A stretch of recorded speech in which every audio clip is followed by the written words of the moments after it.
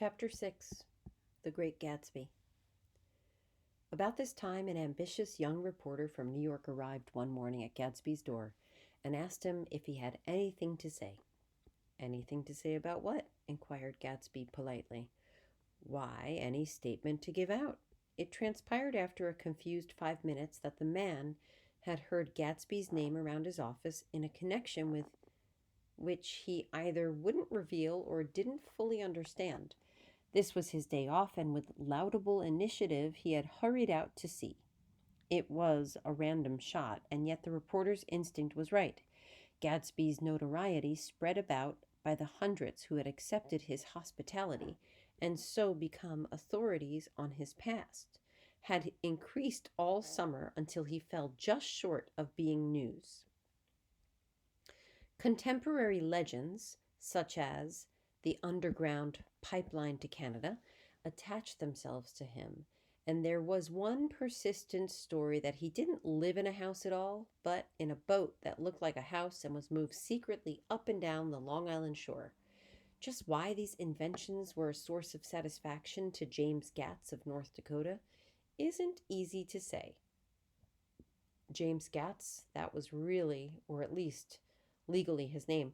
He had changed it at the age of 17 and at the specific moment that witnessed the beginning of his career, when he saw Dan Cody's yacht drop anchor over the most insidious flat on Lake Superior.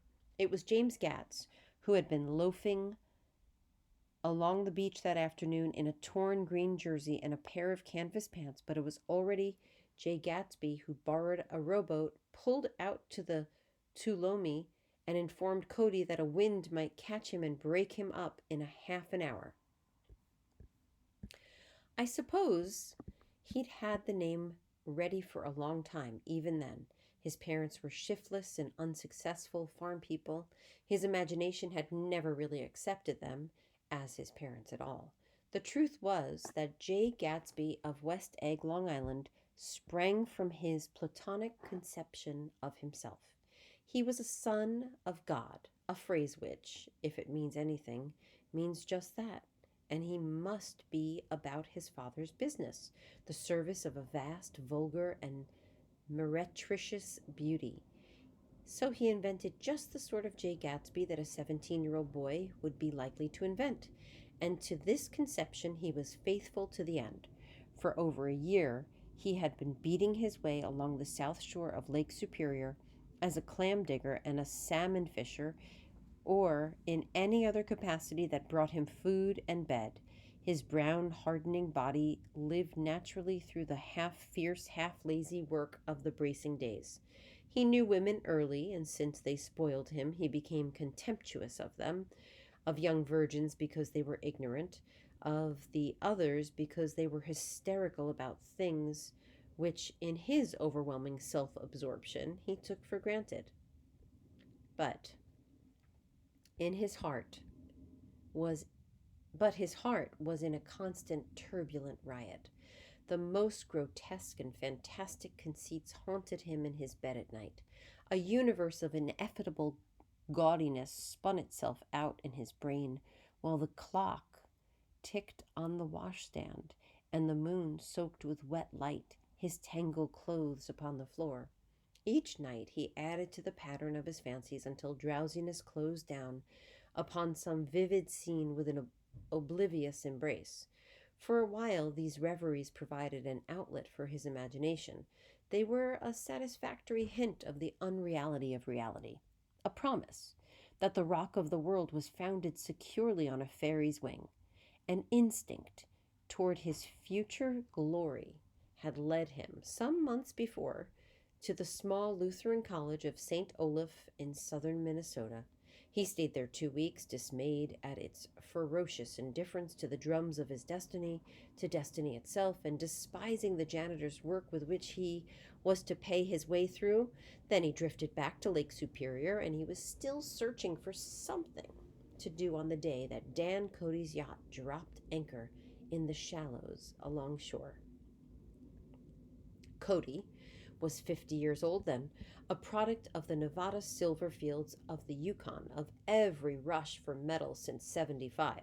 The transactions in Montana copper that made him many times a millionaire found him physically robust, but on the verge of soft mindedness.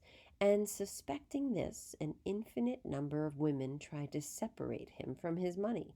The none too savory ramifications by which Ella Kay, the newspaper woman, played Madame de Maintenon to his weakness and sent him to sea in a yacht were common knowledge to the turgid subjournalism of 1902. He had been coasting along all too hospitable shores for 5 years when he turned up as James Gats's destiny at Little Girl's Point.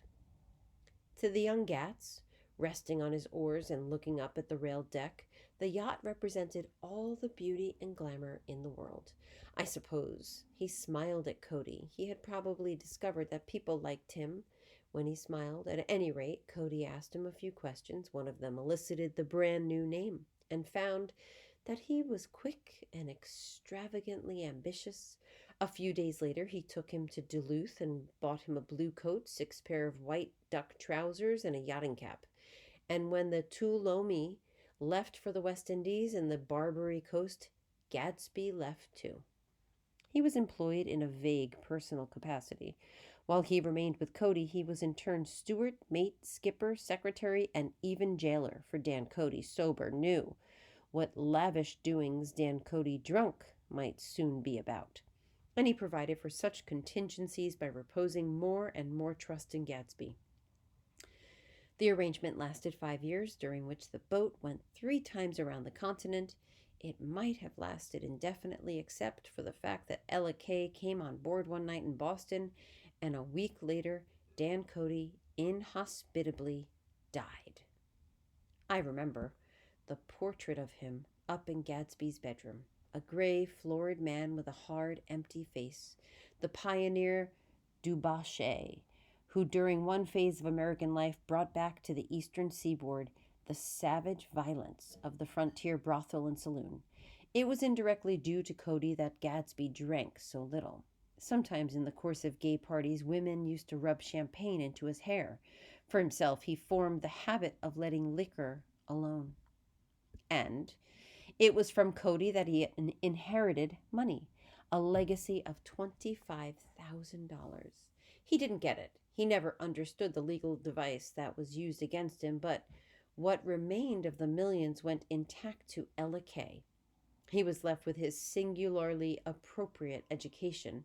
The vague contour of J. Gatsby had filled out to the substantiality of a man. He told me all this very much later, but I've put it down here with the idea of exploding those first wild rumors about his antecedents, which weren't even faintly true.